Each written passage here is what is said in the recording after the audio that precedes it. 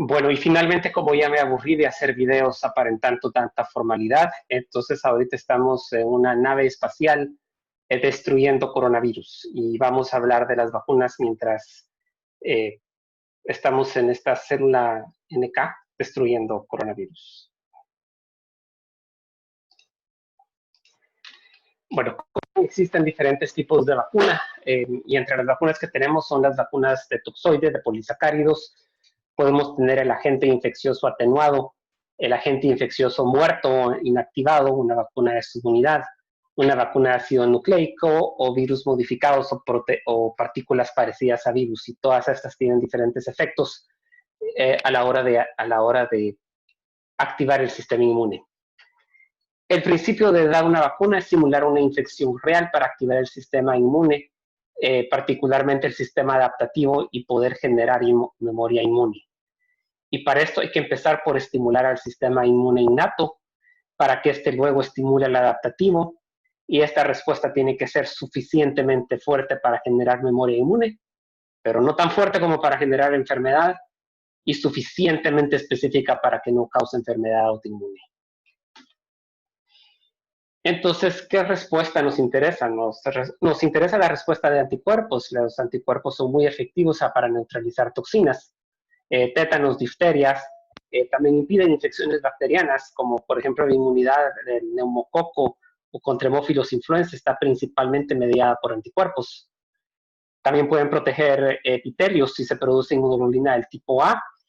Entonces va a haber una protección directa hacia la mucosa donde puede ocurrir la infección. Desafortunadamente, para que se produzca inmunoglobulina tipo A, normalmente es necesario que la exposición al antígeno se lleve a cabo en una membrana.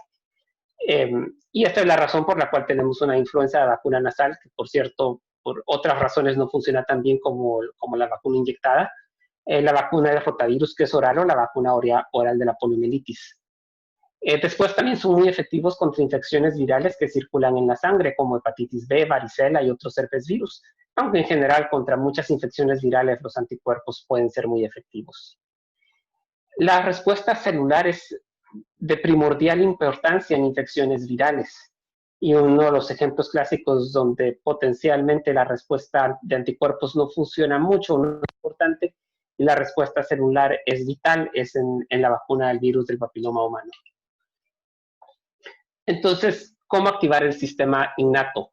El antígeno inyectado debe llegar a las células dendríticas. Si se recuerdan, aparte de lo que tenemos que hacer para activar el sistema innato, es que estas células dendríticas presenten al antígeno en el contexto de un complejo histocompatibilidad tipo 2. Entonces, la célula dendrítica tiene que internalizar el antígeno, lo tiene que digerir, lo tiene que expresar.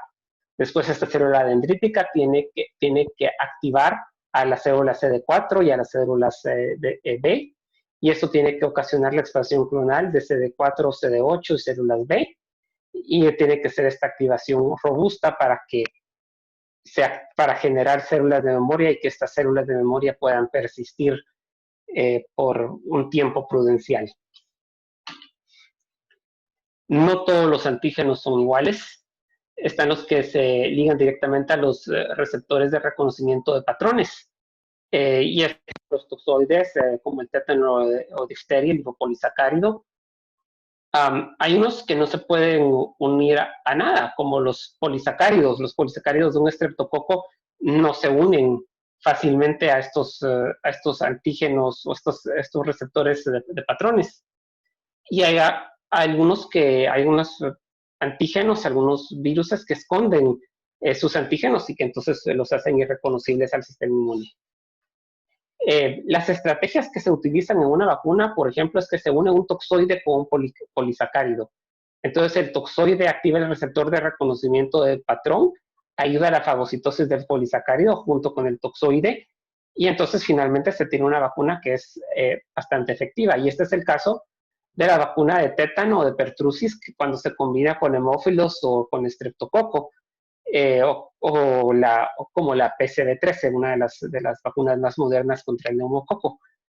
Estas, al tener el polisacárido unido a una proteína que es un toxoide, pues aumenta significativamente el sistema inmune. Se puede administrar también un adyuvante. Un adyuvante es una sustancia que se une al receptor de reconocimiento de patrón y activa la célula dendrítica para que pueda activarse una vez ya fagocitó al antígeno. Y la mayor parte de vacunas que se utilizan hoy en día tienen adyuvantes. Uno de los adyuvantes más conocidos o de los más populares son los basados en las sales de aluminio. Al principio no se sabía cómo funcionaban, ahora se sabe que activan a ciertos receptores que son parecidos a estos que están en la misma categoría de estos receptores reconocedores de patrones.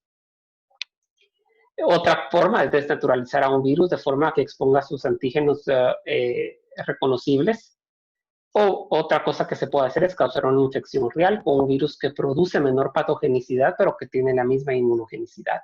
Esto es, por ejemplo, con lo que se hace con la vacuna del sarampión. Es un virus real, es un virus que infecta a la persona, pero no tiene la misma patogenicidad. Es más, casi no tiene patogenicidad. Muchas veces estas estrategias se combinan, como ya había mencionado, y el uso de adyuvantes termina siendo necesario para la mayor parte de vacunas. Ahora, estas son las vacunas que están en investigación para el coronavirus, para COVID-19. El 15 de abril, que fue la primera vez que hice esta presentación, habían 70 candidatos de vacuna.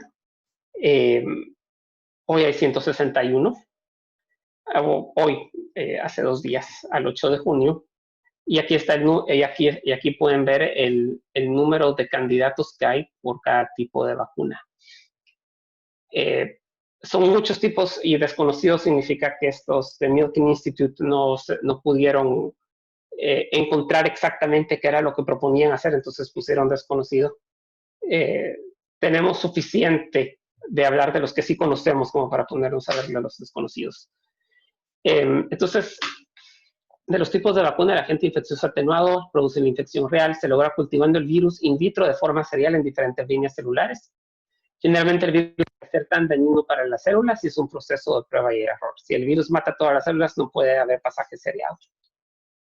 El agente infeccioso desactivado, se trata del virus como un agente que destruye su capacidad de infectar las células, pero debe preservar suficiente del virus para activar el sistema inmune. Y normalmente depende de adyuvantes porque sin la infección real la respuesta inmune es débil. Un caso de esto es el virus de la influenza inyectado. Se desnaturaliza el virus, se desactiva el virus y se inyecta este virus desactivado. Después la vacuna de subunidades. Esta se aísla una proteína del virus que es esencial para producir la infección inicial. Se produce la proteína en grandes cantidades usando un vector, un microorganismo. Después se inyecta la proteína purificada junto con un adyuvante. Y este es, por ejemplo, el caso de la vacuna de la hepatitis B. Se toma el antígeno de superficie de la hepatitis B, se hace expresar en una levadura. La levadura produce una cantidad gigantesca de este antígeno de superficie y después se inyecta con un coadyuvante y pues listo. La persona adquiere inmunidad a la hepatitis B. No todas las proteínas son buenas para generar respuesta inmune, entonces esto es prueba y error. Y es importante que la proteína quede doblada exactamente de la forma en la que el patógeno la tiene. Y esto es porque la conformación del anticuerpo es en base a la estructura tridimensional del antígeno. Entonces, si doblamos la proteína de forma diferente, no vamos a tener no va a casar de la misma forma el antígeno con el anticuerpo o el receptor de los linfocitos T. Las vacunas de ADN, se produce ADN de cadena simple que es complementario al pre-ARN o al ARN mensajero del gen de interés. Esto modifica la expresión del gen deseado y hay una modificación química que le permite a la célula tomar el ADN y lo protege de la degradación enzimática. En general, las células eucariotas no son muy propensas a tomar ADN extraño y lo tienden a destruir, al contrario de las células bacterianas. Después, en una vacuna se puede hacer una vacuna de ADN para modificar el antígeno. Esta sería una vacuna que vaya dirigida hacia el agente patógeno y no hacia el sistema inmune. También puede aumentar o inhibir la expresión de moléculas relacionadas al sistema inmune y se puede utilizar como adyuvante para una vacuna de subunidad. Y esto es porque el ADN de cadena simple es reconocido por estos receptores de reconocimiento de patrones. Las vacunas de plásmido de ADN es un plásmido de ADN que codifica una parte de la proteína viral de interés. Este mismo ADN también funciona como adyuvante y también se puede combinar con otro ADN para suprimir o activar las vías inmunes necesarias para producir inmunidad. Estas vacunas tienen cierta toxicidad o pueden tener cierta toxicidad. Una de las cosas que puede pasar es que este plásmido de ADN puede llegar a incorporarse a una célula dendrítica, pero no necesariamente llegar a una célula dendrítica, puede llegar a cualquier célula, no tiene que haber especificidad de célula. Entonces, este ADN, este plásmido no puede ser degradado, pues porque lo protegimos contra la degradación. Y entonces ahora ocurre que hay tejido que tiene una enfermedad infiltrativa que después es reconocida por el sistema inmune como una potencial invasión y se puede generar una enfermedad autoinmune. Otra potencial toxicidad es una hibridización y es básicamente de que este ADN de una única cadena se una a un lugar donde no se tiene que unir o que se una a lugares donde sí se tiene que unir, pero que no se suelte después y que después pueda producir toxicidad, ya sea en órganos específicos o que produzca también enfermedad autoinmune. Después tenemos las vacunas de virus y parecidas a virus. Entonces, estas hacen estructuras moleculares de múltiples proteínas que pueden parecerse mucho al virus. Si, por ejemplo, la vacuna del virus del papilomavirus, el HPV, es una partícula parecida a un virus. Estas no se pueden replicar, son lo que son, es básicamente la estructura externa del virus, pero está vacío. Se pueden producir en diferentes tipos de huéspedes y parte de lo que tiene es de que los virus tienen estos componentes repetitivos geométricos que pueden ser reconocidos fácilmente por las células de linfocitos tipo B. Entonces, pueden iniciar la respuesta humoral relativamente fácil. Se pueden expresar junto con ARN de doble cadena o de triple cadena para aumentar su inmunogenicidad tipo adyuvante. Y las vacunas virales se basan en un virus inactivado donde solo toman el sobre del virus y se forma el virus y después se vacía el virus y es eso lo que se inyecta. Y en estos casos también se necesitan adyuvantes porque el virus no está vacío, no tiene nada que vaya a estimular al sistema inmune. En las vacunas de ARN, es ARN mensajero que se introduce a una célula presentadora de antígeno a través de un método para que sea expresada en el contexto del complejo de histocompatibilidad tipo 2. Y aquí en este slide pueden ver todos los diferentes métodos que se han desarrollado para introducir a este ARN mensajero. Por supuesto que cada vacuna solo utiliza uno. La célula humana produce la proteína y le hace las modificaciones post-transduccionales y hace los dobleces que tiene que hacer. Y esto lo que resulta es que esta proteína del virus, al expresarse en el interior de la célula humana, queda doblada exactamente como sería doblada si fuera una infección natural. El ARN mensajero de la vacuna se degrada por los procesos fisiológicos. Como todos sabemos, el ARN no dura eternamente y este es ARN mensajero que se va a degradar como cualquier otro ARN mensajero. Y según las modificaciones químicas que tenga este ARN mensajero, puede actuar como coadyuvante también. Y puede ser que también sea necesario inyectarlo con otros coadyuvantes. Las vacunas de ARN pueden ser de dos tipos. Pueden ser no replicativas. Y de estas no replicativas se puede hacer se puede cargar a la célula dendrítica ex vivo. En otras palabras, el paciente se aíslan células dendríticas con una cantidad significativa y en el laboratorio se le inyecta este ARN mensajero y después esa célula se vuelve a inyectar a la persona. Esto, por supuesto, que tiene la ventaja que es específico en el que sabemos que solo las células que saquemos van a ser afectadas y sabemos que son células que eventualmente se van a morir. así que es un proceso más controlado, pero tiene que hacerse específico para cada paciente. Y la otra posibilidad es una inyección in vivo. En otras palabras, se le inyecta el ARN mensajero junto con un delivery system, como estas partículas de lípido, y se espera de que llegue a las células presentadoras de antígeno. Otra posibilidad es hacer un alfavirus que se puede amplificar, que puede infectar y que se inyecta junto con toda su maquinaria de reproducción completa. Y que a este virus se le pone la proteína, que es la que nos interesa. Entonces, básicamente se va a inyectar a la persona, o sea, a la persona a un virus completamente funcional, pero que no va a tener esas proteínas patogénicas. Simplemente va a invadir células, va a expresar las proteínas antigénicas, pero no va a expresar ninguna proteína patológica. El problema con esto es de que estos alfaviruses también existen en la vía natural, y entonces si una persona ya tiene cierta inmunidad al alfavirus, la vacuna no va a ser tan efectiva, y también es algo que potencialmente es una dosis y se acabó.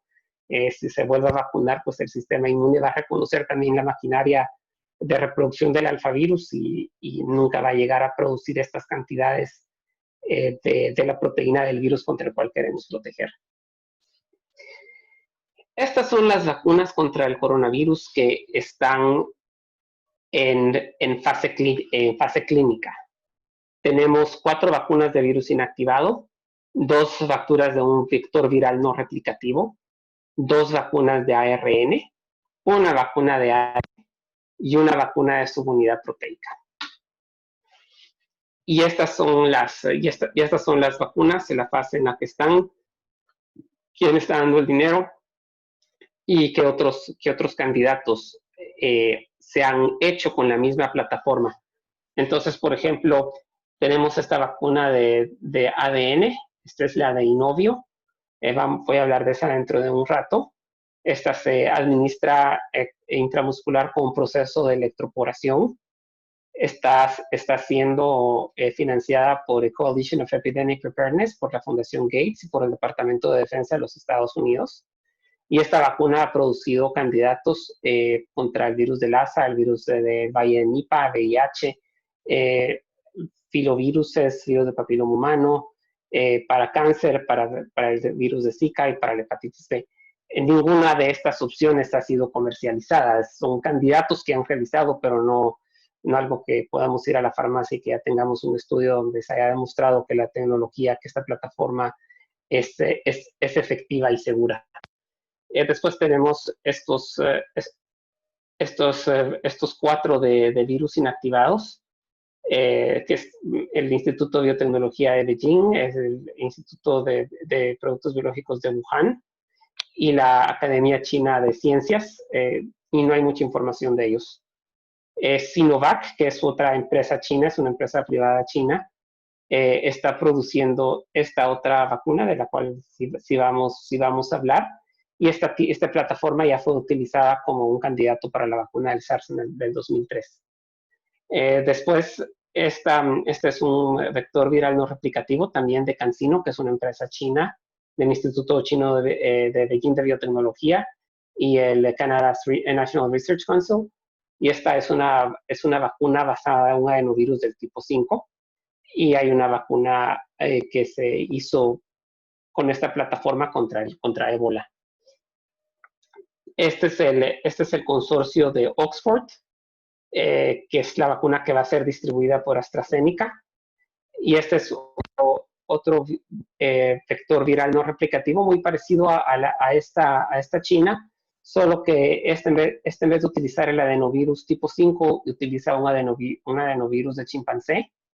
Esta está siendo financiada por el Coalition for Epidemic Preparedness, el gobierno de la Unión Británica y el Biomedical Advanced Research and Development Authority, que es un proyecto de Estados Unidos.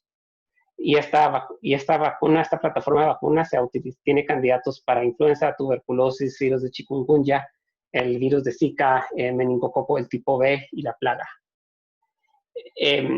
Esta es la única vacuna de su unidad que la está desarrollando Novavax y el Instituto de Serología de India.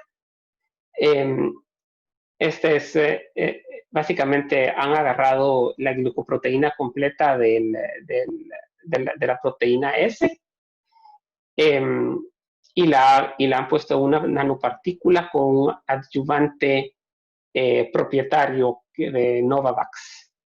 Este está financiado por el Coalition for Epidemic Preparedness y han tenido candidatos para el virus sincitial respiratorio humano, para HPV, varicela zoster y para Ebola. No me recuerdo qué es SHF.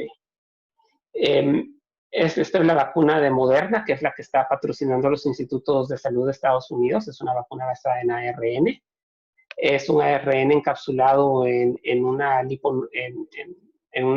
nanopartícula lipídica. Y esta tiene múltiples candidatos.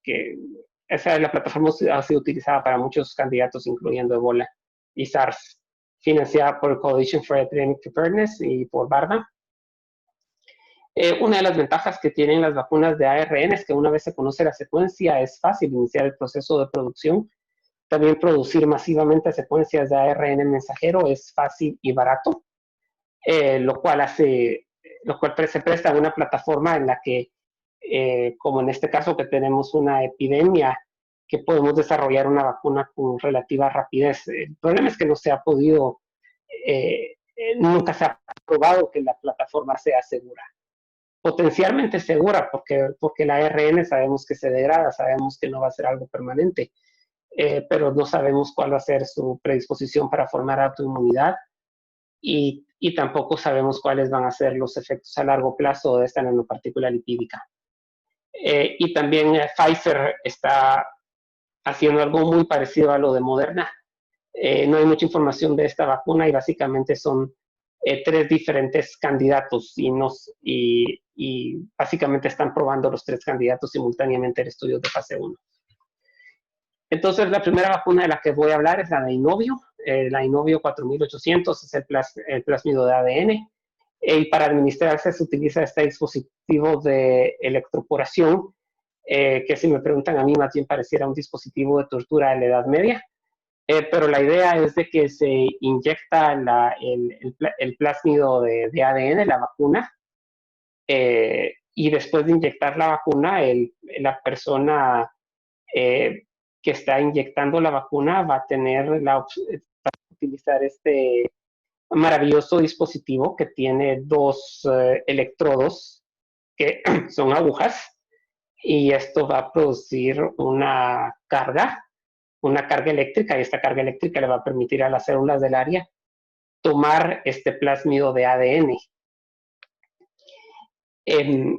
Por supuesto, como habría de esperarse, uno de los efectos adversos principales de esta vacuna es que este dispositivo es doloroso. De lo contrario, la vacuna ha mostrado ser efectiva para Ébola y para MERS. Estas son las vacunas basadas en adenovirus. Esta es la vacuna de CanSino con el consorcio canadiense. Y esta es la vacuna de los británicos. Básicamente es un virus que no se puede reproducir y que expresa el gen de la proteína S. Y los dos hacen básicamente lo mismo. Lo único que cambia es el vector, el adenovirus 5 y el adenovirus de chimpancé. Entre lo bueno que nos han contado, que ya se publicó en The Lancet hace poco, es que esta vacuna, la China como los canadienses, logra producir anticuerpos neutralizantes. Y también tiene una producción de una respuesta celular significativa. Ahora pueden ver que hay una variabilidad bastante grande. Digamos, estas personas que tuvieron la dosis baja o expresaron un poquito, interferón o expresaron un montón, y sí se ve que hay una relación dosis-respuesta y que, ¿cómo se llama? y que dentro de más alta es la dosis, hay una mayor producción de gamma interferón, que sería algo un marcador de la inmunidad celular. Y al día 28 se puede ver de que persiste la respuesta. Ahora, como habíamos hablado, si la persona ya fue expuesta al adenovirus, esto potencialmente no es tan como el adenovirus del tipo 5. Y entonces esta es la producción de inmunidad celular en personas que ya tenían anticuerpos neutralizantes contra adenovirus del tipo 5. Y se puede ver de que sí hay una disminución de la respuesta, de la respuesta celular. También hay una disminución en la respuesta humoral. Y la disminución en la respuesta humoral es mucho más drástica, pero esto demuestra que cada uno en personas que han tenido infecciones anteriores con adenovirus del tipo 5 va a existir al menos cierta respuesta celular que se va a desarrollar. Desafortunadamente, las personas que tienen más riesgo de haber desarrollado anticuerpos contra adenovirus tipo 5 son personas de edad avanzada, que son las que potencialmente más se beneficiarían de una vacuna efectiva contra el SARS-CoV-2. Ahora esta es la vacuna de Moderna. Esta es lo que habíamos hablado del ARN mensajero que está encapsulado en una nanopartícula lipídica. Y el ARN mensajero codifica a una proteína S estabilizada a perfusión. ¿Se recuerdan que cuando dijimos que invadía el virus que se iba a formar una heptada? Pues antes que se forme esto, esta proteína S está paralizada en una etapa antes de esto, y la razón es de que de esta forma es como se cree que sería más efectivo un anticuerpo para neutralizar el virus. Antes que pueda hacer cualquier cosa, neutralizarlo inmediatamente. Hay candidato para uso en múltiples enfermedades, y parte de la gracia es que solo se necesita conocer la secuencia genética para desarrollar una vacuna. No hay necesidad de hacer cultivos virales. Lo cual es magnífico, y pues es lo que ha permitido que esta vacuna se desarrolle con esta velocidad. Y la producción masiva es rápida, al menos del ARN mensajero. El doctor Paul Offit, que es del Children's Hospital de Filadelfia, Pensilvania, es una de sus principales preocupaciones: si se va a poder desarrollar esta nanopartícula a la velocidad necesaria para que esta vacuna salga a tiempo. Del ARN mensajero no hay duda.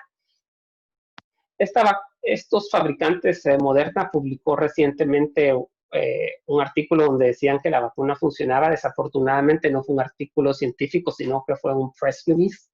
Así que no voy a comentar mayor cosa hasta no existir un artículo científico. Esta es la vacuna de Pfizer, que es la que había dicho que es muy parecida a la de Moderna. Y ellos dicen que tal vez esté lista para octubre de este año, pero no han publicado mayor cosa, así que no sé nada más que esto. Esta es la vacuna de subunidad. Es un segmento derivado a la proteína S estabilizada a perfusión, el mismo concepto de por qué se estabilizó perfusión la vacuna de Moderna. Y se expresa en un insecto a través de un vector de baculovirus. Los baculoviruses son virus de insectos, son virus grandes y que se pueden utilizar para la expresión de vectores en eucariotas. Y los insectos tienen la ventaja que son células eucariotas completas, tienen muchos de los mecanismos que tienen células, y entonces pueden producir una proteína que está perfectamente doblada. Y se administra con un coadyuvante especializado basado en saponinas con colesterol. Las saponinas son productos que se encuentran en plantas y que pueden ser reconocidos también por estos receptores de reconocimiento de patrón. Esta es la vacuna de virus inactivada de Picovac. Esta está basada en un virus aislado de pacientes en China, que fue pasada 10 veces en células VEROE2. Estas son células de riñón de mono africano. Se inactiva con beta-propiolactona, y esto altera las proteínas involucradas en la función de la membrana. Se filtra múltiples veces, y la idea es eliminarle la beta-propiolactona, y se administra con el adyuvante alum, que es uno de los adyuvantes clásicos basados en sales de aluminio.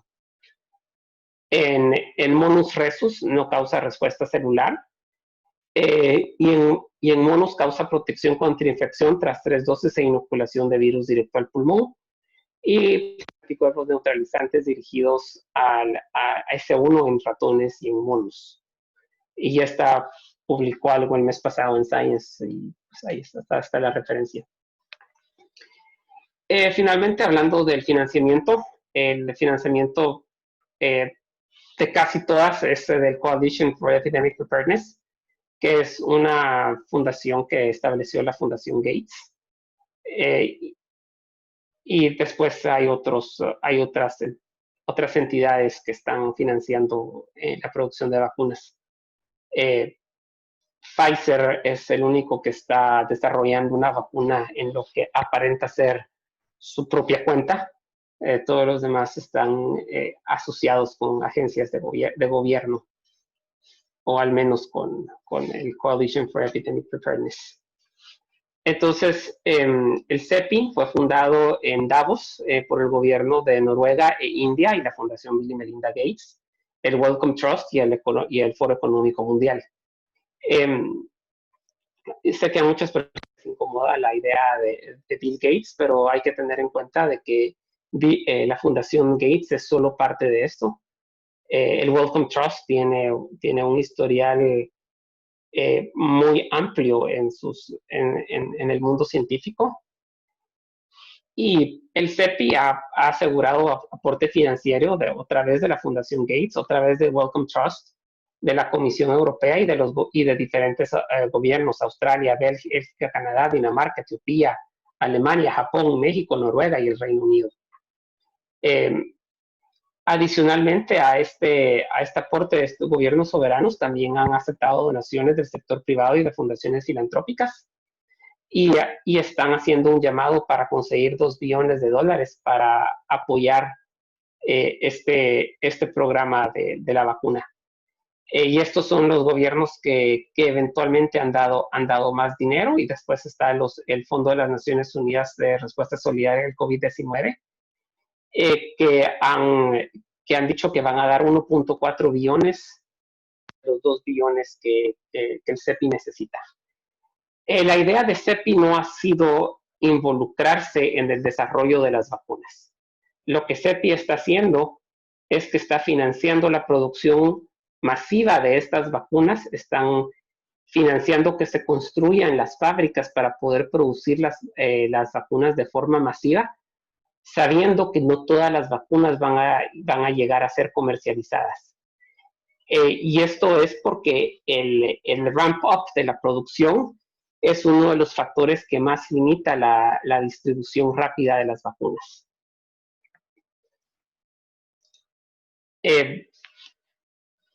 Entonces, al tener varias fábricas de vacunas que pueden producir diferentes tipos de vacuna, la idea es que la producción de vacuna pueda darse a nivel mundial y que sea más fácil distribuir vacuna para todo el mundo.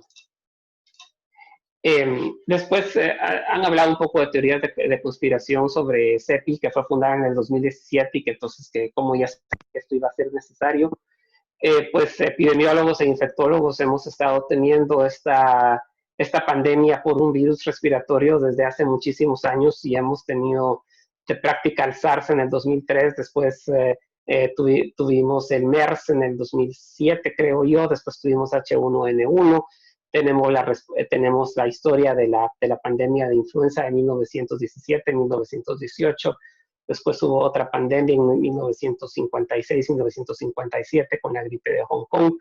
Es decir, que iba a haber una pandemia mundial de un virus respiratorio.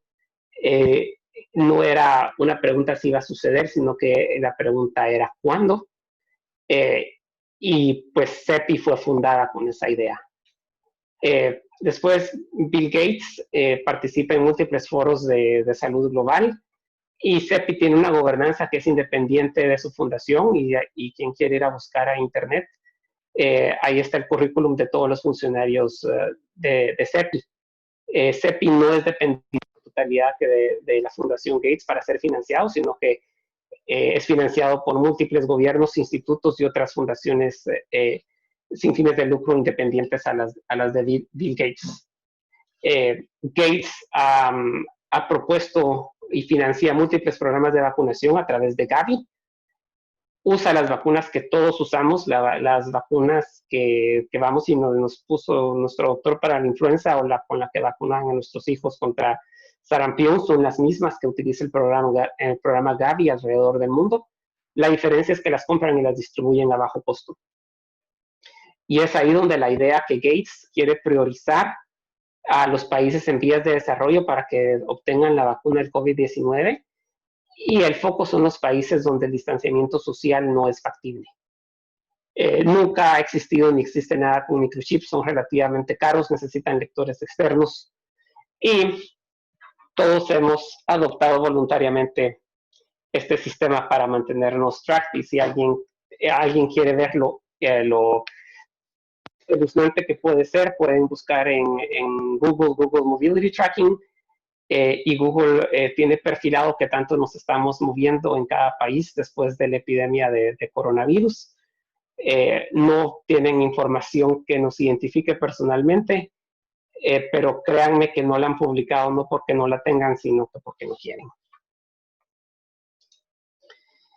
Entonces, finalmente, voy a hablar de Bill Gates. El tipo no me cae bien. No me gusta Windows. Quienes me conocieron antes de todo el coronavirus, yo utilizaba Linux, y ahorita estoy utilizando una computadora con Windows 10, lo cual hace que mi estómago se estremeza un poco. Yo creo que inicialmente Bill Gates plagió un programa que se llamaba QDOS y lo vendió a IBM, y ese es lo que conocemos, el DOS de IBM. Y después utilizó un montón de tácticas poco éticas para hacerse del monopolio de los sistemas operativos. Impidió que OS2, que era el sistema operativo que IBM estaba desarrollando, se popularizara, y obligó a todo el mundo a instalar Windows 3.1 y después Windows 95. Y realmente estos sistemas operativos eran mucho inferiores a los otros sistemas operativos que estaban en el mercado. En otras palabras, no admiro a Bill Gates. Científicamente he estado involucrado en salud pública, no siempre apoya la mejor ciencia. He tenido amigos trabajando en laboratorios de malaria, y pues entre sus quejas es que si el proyecto es apoyado por Bill Gates, va muy bien. Si el proyecto no lo apoya Bill Gates, básicamente los otros proyectos van a ahogar a los proyectos más pequeños porque les da tanto dinero que ahoga proyectos más pequeños. Pero, en general, los mecanismos para optar a financiamiento por la Fundación Bill y Melinda Gates son transparentes. Lo que mueve a Bill Gates es su ego. Él sabe que tiene tanto dinero que no hay lujo que no se pueda dar. No se lo va a poder gastar en su vida. Lo que quiere hacer Bill Gates es quedar en la historia como la persona que eliminó una enfermedad. Su meta principal es eliminar la malaria. Eso es lo que él ha dicho abiertamente. Es lo que quiere hacer, y lo he escuchado en conferencias científicas, y se nota que ha tratado de leer, pero realmente no domina el tema de la malaria, no domina temas científicos. Él es principalmente una persona de negocios y hará lo que tenga que hacer, pero de eso a creer que él esté una especie de complot en contra del mundo por la vacuna, creo que no es algo verosímil. Ahora, esto no significa que las vacunas no tengan peligros. Ciertamente, ponerse una vacuna contra un patógeno nuevo es algo peligroso. La vacuna contra la influenza de Hong Kong de 1957 causó enfermedades autoinmunes, hubo un aumento significativo de Guillain-Barré. Incluso Salk, cuando desarrolló la vacuna de polio, la primera vacuna de polio dejó niños paralizados y mató aproximadamente 20 personas, si no mal me equivoco. En otras palabras, ponerse una vacuna nueva no es así nomás, y ahí voy, me la pongo y qué bien. Eso sí, se sabe que las vacunas que hemos desarrollado han sido y que están en uso actual son sumamente efectivas y son sumamente seguras. Parte de la razón es de que han sido ensayadas en poblaciones relativamente grandes y por periodos prolongados de tiempo antes de distribuirse. Por ejemplo, la vacuna del virus del papiloma fue administrada en 30,000 personas y esas personas fueron observadas durante 7 años antes que la vacuna fuera comercializada. Y ahorita estamos hablando que vamos a hacer una vacuna con una plataforma nunca antes utilizada y que la vamos a inyectar masivamente sin haber hecho este estudio a largo plazo de seguridad. Y es esto pues algo que da en qué pensar. No un complot en que nos quieran matar a todos, es simplemente que ante la urgencia de la enfermedad va a ser necesario aplicar una vacuna sin los mecanismos de control a los que estamos acostumbrados. Ahora, eso creo yo que no significa que debamos deshacernos de ellos completamente. Y no va a ser posible observar a un grupo de personas vacunadas por 7 años, porque dentro de 7 años ya vamos a haber alcanzado la inmunidad de rebaño por forma natural y vamos a haber tenido suficientes muertos que enterrar. Pero sí es razonable que las vacunas se prueben en grupos relativamente pequeños, y pequeños estoy hablando de miles de personas, pero no millones, no cientos de miles, en miles de personas, y que estas personas se observen por un tiempo prudencial. Y el tiempo prudencial probablemente no llegue ni a un año, pero probablemente va a llegar a meses. Entonces, cuando hablan de que una vacuna va a estar disponible para octubre, esto me da un poco de duda, porque en octubre no vamos a haber tenido 5,000 personas para seguir durante 6 meses y decir que la vacuna no ocasionó un aumento significativo en las enfermedades autoinmunes. Creo yo que es posible empezar un ensayo clínico en octubre y pensar que, ¿cómo se llama?, que en febrero, marzo o abril del año entrante vamos a tener un candidato de vacuna que lo vamos a poder administrar con relativa tranquilidad. Y eso es todo lo que tengo que decir sobre las vacunas y el coronavirus.